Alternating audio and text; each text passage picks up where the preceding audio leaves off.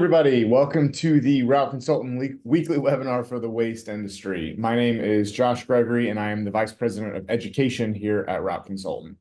If you've never heard of us before, our team ran one of the largest FedEx operations in the country and has had a decade of experience valuing, selling, and consulting on logistics businesses.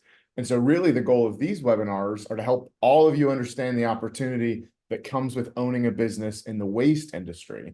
And we're here for you to learn about this industry, to ask questions, and then to find the best way to accelerate your journey into the industry if you do decide that it's the right fit. Now, if you are here live, we will have time for any kind of Q&A at the end. So if there's any questions that come up, either from what we talk about today or any questions you have about the industry as a whole, we are happy to answer them. And if you're watching after the fact, not watching live, you can always send those questions to us later. We'll still answer them. The best place to send it is info@routeconsultant.com, and then we'll make sure to get all of your questions answered.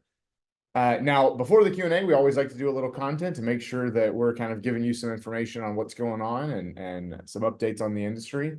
And if you have been in any logistics space before, you'll know that your trucks are critical to making money, any kind of revenue. But if you don't take care of those vehicles, you're quickly going to run into some very large problems. Now, we've talked through some general maintenance strategies on previous webinars, if you want to go back and watch those.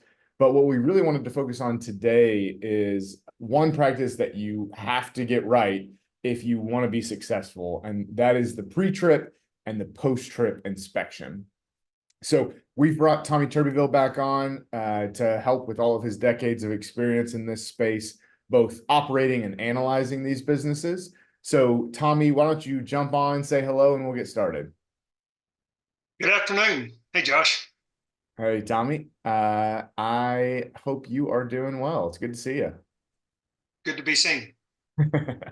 Perfect. So I teed it up, pre and post trip inspections, but why are these important? Yeah, well, for a commercial business in logistics, they have to do them. I mean, so that's number one. You have to do them. It's a requirement. But the other is doing these can definitely reduce liability, not only for the company, but also for the driver, because there are responsibilities as a commercial driver to make sure you have these and do them properly. So those are just two of the very basic ones. But the other, especially in the waste industry, is it's a way to save cost. Because in this industry, most of the trucks are big, and so if the truck goes down while it's out on route, you're looking at a service technician. If you're talking about a wrecker, you're not talking about your typical wrecker that has to go out. And so doing these properly in the AM and the PM is critical to prevent that. The other is it just keeps your service consistent. And that's a big thing in this industry, is because when a truck goes down or there's an issue or it's not done properly, then when these pre-trips and post-trips aren't done and the truck's down, it hurts your service consistency. The other is we've talked previously about contingency plans, and if you do these right, chances are you're not going to have to implement your contingency plan if a truck's down on the street as often. So it's always good to make sure that, that's just one of the steps to keep you from having to implement a contingency plan. And then the other, if you do it right and you make sure you show the importance to your drivers, then it also shows them the importance of just having a good maintenance program. And that's a high priority for your organization. Yeah. Yeah. So you're right. It does a lot of things. And I want to make sure to re-highlight the first thing you said, there are DOT requirements that you have to do pre-trip inspection. So no matter what, if you're hearing us on this, just to protect your business at bare minimum, this is something you have to do. Forget all the other benefits. This is something you can't leave out because it seems like a waste of time. One, it's not a waste of time, but two, you don't have an option if you're under the DOT. Now, one of the things you did mention there was how important it is to have consistent service where if a truck goes down.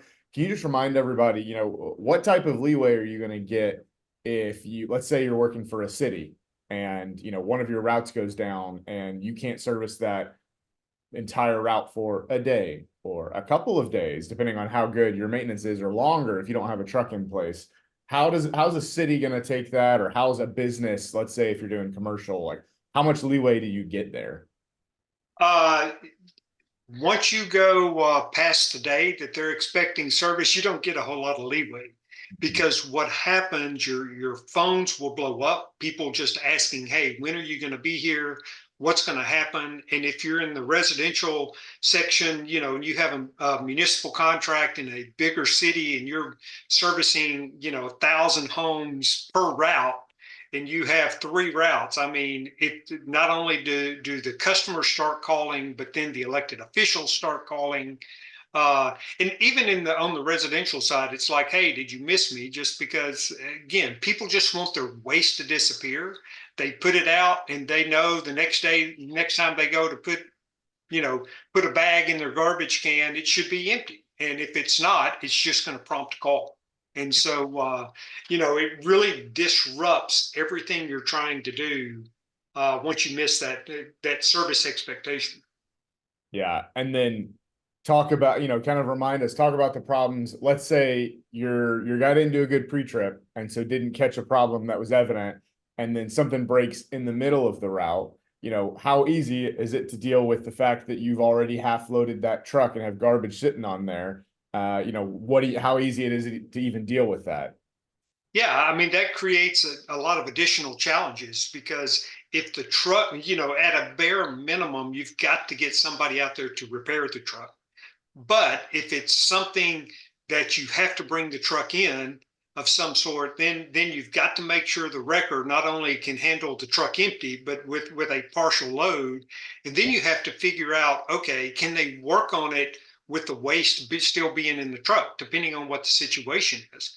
And if they can, that's great. But if you have to empty that, then you're paying an additional wrecker bill, or a tremendous amount of labor costs to get that waste out, get it somewhere, before they can work on it. So it creates many different issues. It's not as easy as moving boxes from one place to, from one truck to another, if you get into that scenario.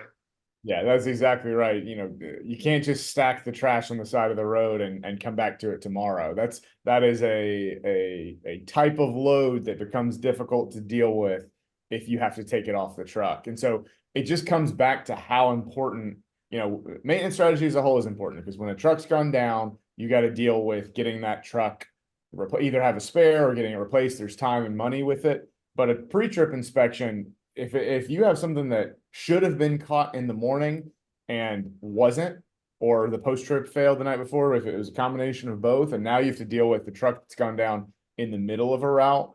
Obviously there are random things that happen that even if you do a pre-trip, sometimes you can't avoid it, but you're trying to minimize the chance as much as possible so that anytime your truck's out on the route, hopefully it's as clear as it can be before it ever left its depot. Right. Yeah. And I think the last point you gave was really important, where if you prioritize and emphasize these inspections, your employees will understand that maintenance is important to you. There's only so many things that you can emphasize to them on a regular basis. And if you keep this at the forefront, they'll keep it at the forefront of their mind. But that being said, it's really important to make sure that they're actually doing these pre-trips right. So how do you make sure that they're doing these inspections properly? Well, I would say there's two primary ways. One is, if you happen to have a paper pre-trip, post-trip inspection, it's one of those things. If you look at the actual form, and there is just a line that goes down through all the check marks of everything being done, that's a pretty good indication that nothing's been, that it wasn't done properly. It's like, yeah, I know it's somebody, yeah, I know I've got to do this. I've got to have it with me. Let me just draw a line saying I did all of it, and move on. But the biggest thing is to watch the process in the morning. is, before they leave, when they get in the afternoon, do they pop the hood? I mean, there's times I would get and just put a dime on the hood, because maybe I wouldn't be able to be there, and I go and look, and if the dime's still there when they get ready to pull out, I know they haven't done their pre-trip inspection. I mean, it's little things like that, but if you watch to make sure they're walking around the truck, put little things. I've even put gift cards in places where I wanted to make sure they checked, rear tires or something of that sort. Put a $10 gift card, on top of a rear tire to see if they have it, and they go to pull out, and that say, "Hey, I was giving this to you, but you missed it. Sorry." So those types of things, little things like that that you can do just to check. But it's also, the gift cards, things of that sort, are ways to reward those that are making sure they're doing it well. Yeah, I know. We've done sometimes before. We've even taken the gas cap off or taken the oil dipstick out. Those are more serious, and you got to make sure that they really don't turn on the car and leave before if they haven't checked those things. But that really shows you that they didn't check something critical. They weren't aware of it. It also kind of helps to emphasize to the employee, how big of a deal this could have been if you hadn't done your job properly. So I guess that's another point there. What's generally been the thought process or strategy if you find an employee that isn't doing these properly? Well, I mean, it has to be addressed, because if you just say, "Hey, you missed this," and again, I'm not saying that there has to be severe discipline on the first one or anything of that sort. I mean, that really moves into a coaching scenario for you to stress the importance. But if it's an ongoing issue, you're going to see the drivers that are consistent in not doing these well, you're going to have other issues with them as well. Yeah. I mean, you're going to have safety driving issues, you're going to have service issues. I mean, those types of things. But you have to make sure that you address it and don't take it lightly. Again, if the only thing I tell folks, if the only thing you have in your toolbox for discipline is a whip, then you need to get a new toolbox. I mean, so there's a lot of ways to approach that, but it has to be addressed, preferably with coaching to bring them along to understand. Yeah, and I think you're exactly right. If you've sat somebody down though, and you've had a conversation where you've coached them, and it's still a problem, I think that's when exactly like what you said. That's probably more of an issue. Where they probably don't have there's probably a lack of respect, a lack of attention to detail, no pride in their work necessarily. So there's probably a lot of things that are going on. If you've had very direct conversations, multiple, even one time about how much import you put on this, and then they just decide not to do it and not pay attention. I think that's a very clear sign that you've got somebody with a bigger problem that you might not want in your truck at all because of the risk that they may be bringing to your business.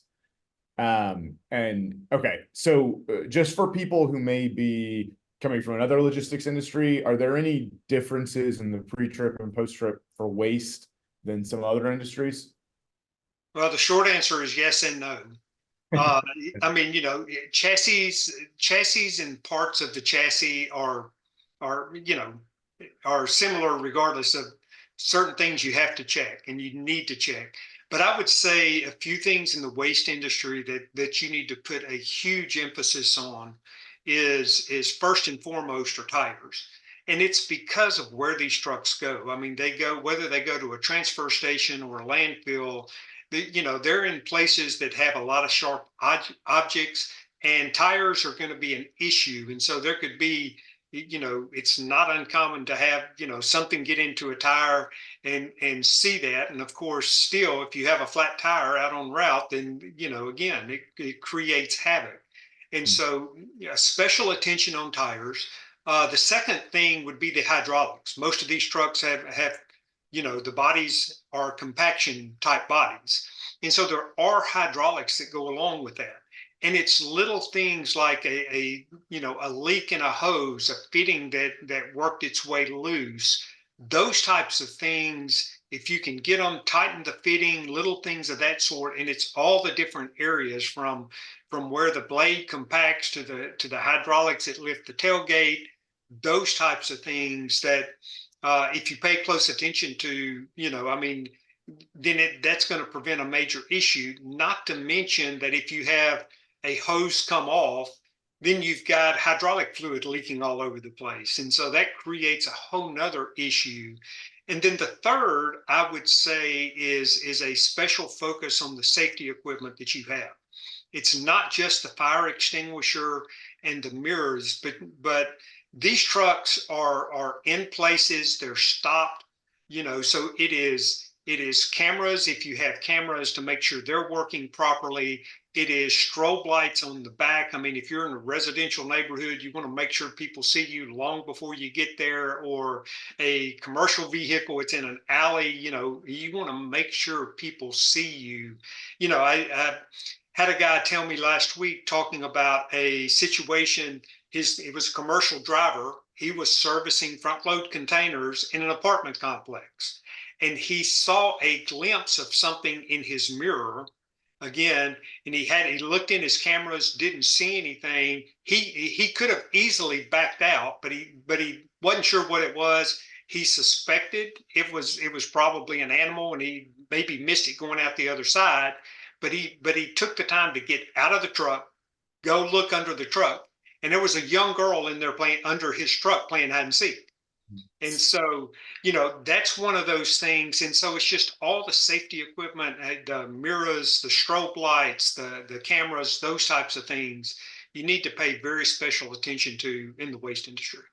Got it. Yeah, I think those are great call outs, because some, especially, the hydraulics, all those types of things aren't things that you may have ever encountered in an inspection.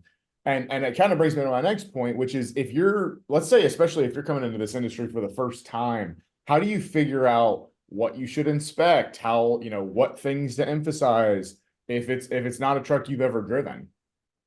Yeah, I mean, I would say, I mean, there's great tools out there, and you can design your own pre-trip and post-trip inspection sheet. There's certain things that are required that you check, and that you look at. You have to make sure those are on there. But you can add special emphasis to the tires. As far as rear tires, making sure they check that. But then hydraulics, on the hydraulics, I would list specific things to make sure they check. As I mentioned earlier, the compaction blades, the lift cylinders, the latches on the tailgate, the little things like the tailgate seal, which is not hydraulics, but I mean those types of things, just to add to make sure the things that are important. You don't have to take one off the shelf. You don't have to go out there and find one. Find someone who understands the industry and say, hey, what are the big things? What do you need to look at? And add those, create your own form. Yeah. And we have a version of that, a template that we can help with. If you reach out to our team, we can give you a pre and post trip inspection list.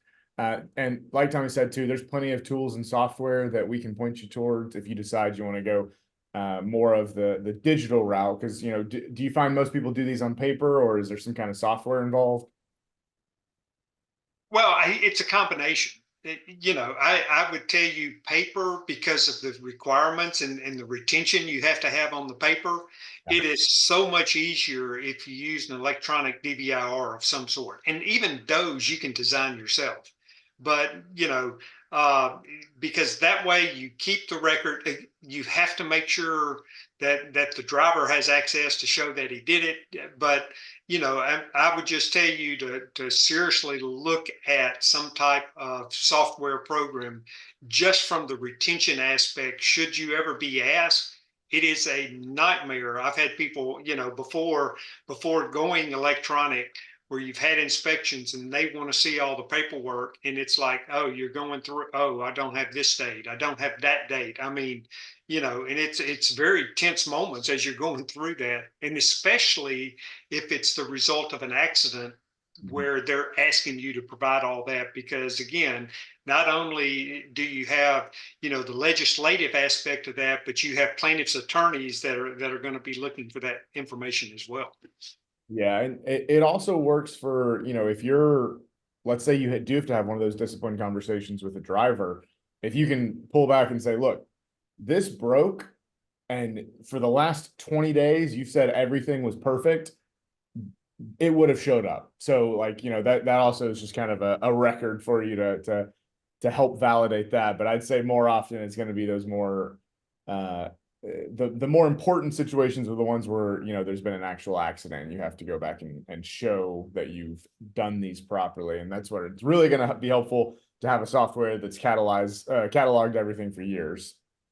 So speaking of that kind of situation, your driver's the one that's doing the pre-trip. So what kind of liability is on you as the owner for these inspections, and what might happen afterwards? Yeah, so you have a responsibility to ensure that they're happening, that there is that documentation, but also on that you have to address those issues, especially very specifically if they're safety related.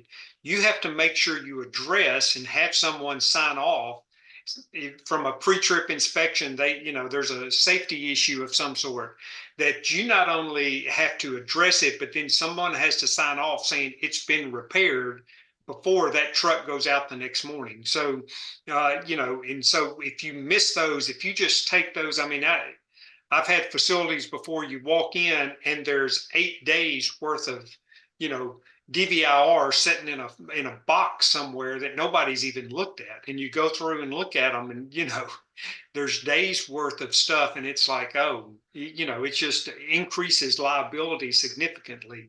And so the other side of that is it's hard to tell your drivers that maintenance is important if you're not paying attention to what they put in there. Yeah.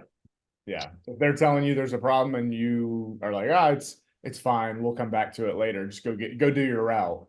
That one, if you're saying that over text or email, then you're definitely trying to you're definitely doing a good job of making yourself liable for anything that happens.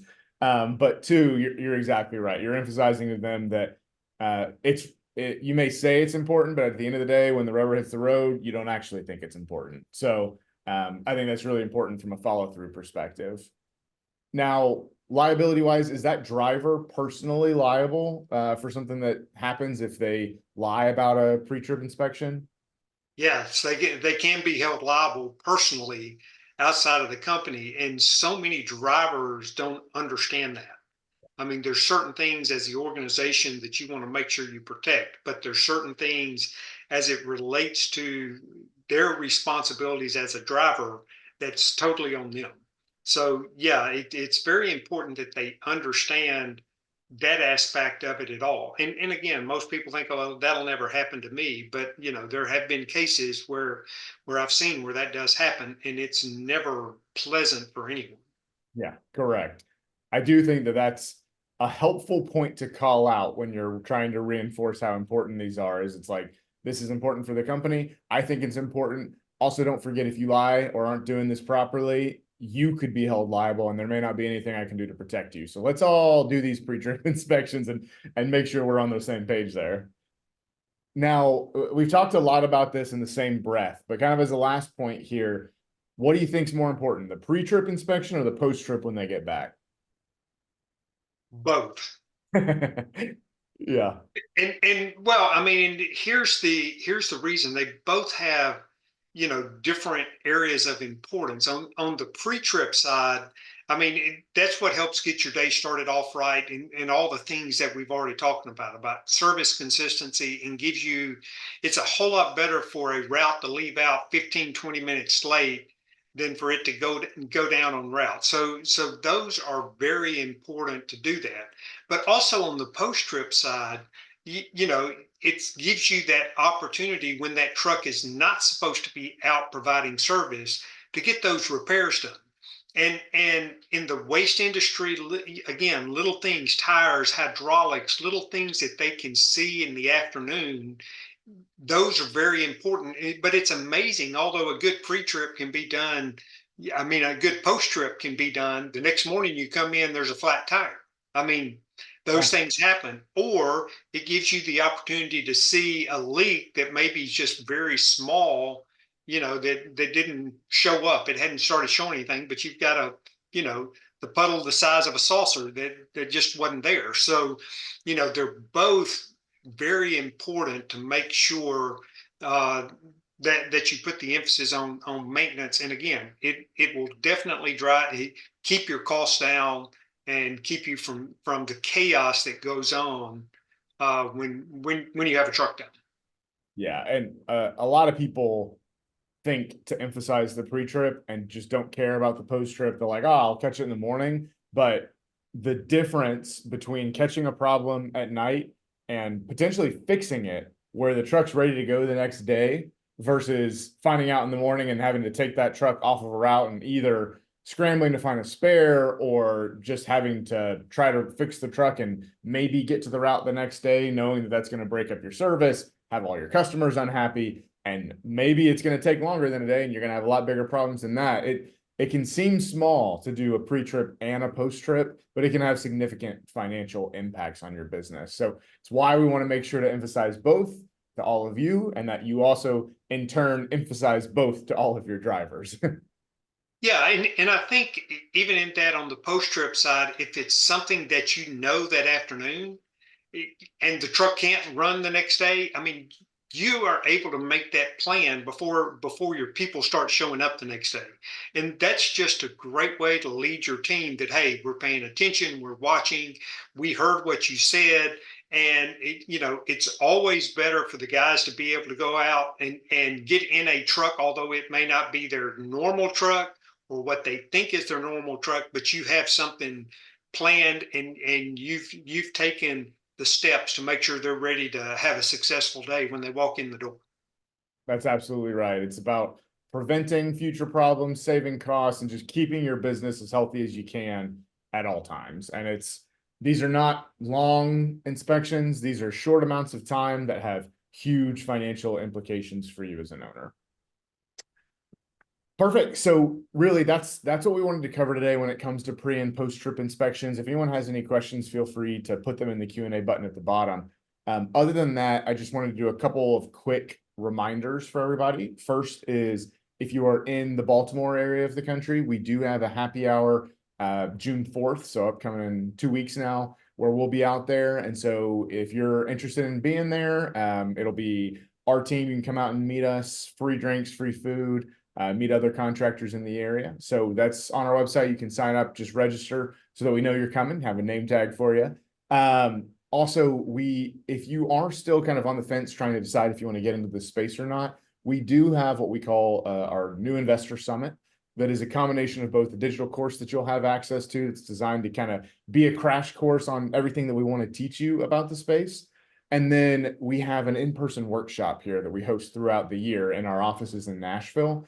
That's designed as kind of, okay, I've taken the digital course, I've decided I'm pretty interested, but I want to come in, meet you guys in person, ask my questions, learn about particular businesses, and really kind of come to the decision point as to whether or not the waste industry is the right one for you. And if the answer is yes, great, we'll be there. We'll help you take that next step and move as quickly as possible. If you come to that after being on the fence and decide that the answer is no, and it's not the right space for you, we still consider that a win. It means we've saved you probably years and lots of money finding out it's the wrong decision. We'd rather you make that decision quickly in a one-day event in our offices. Now, I mention it because the next event we have, our next workshop, is next Friday, May 24th. So if you are interested, that one is coming up quickly, and you can still reserve spots. There's not a ton left, but if you're interested, there is still a couple of spots in our office in Nashville.